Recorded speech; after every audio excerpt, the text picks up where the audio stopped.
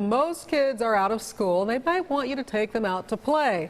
But before you do, there are some things that you need to look out for. And that's why 41 Action News reporter Andres Gutierrez is live at Loose Park this morning on this hot day. Andres, you okay out there? Yes, we are okay. Certainly hot out here. Let's go ahead and show you what this outdoor thermometer reads. We've only had it out here for about 10 minutes, and take a look at this. It's approaching 100 degrees.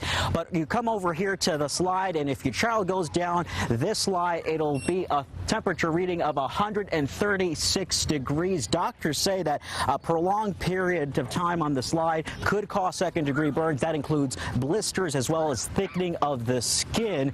Here in Kansas City, Missouri, the Parks Department has taken the steps to keep children safe by redesigning their playgrounds a few years ago. They put their slides and other equipment away from the sun and where they can underneath some shaded areas. Now, there is one thing parents can do to prevent their child from getting burned, and that's simply touching the equipment before your little one gets on. If it's too hot for you, it's certainly dangerous for your kids.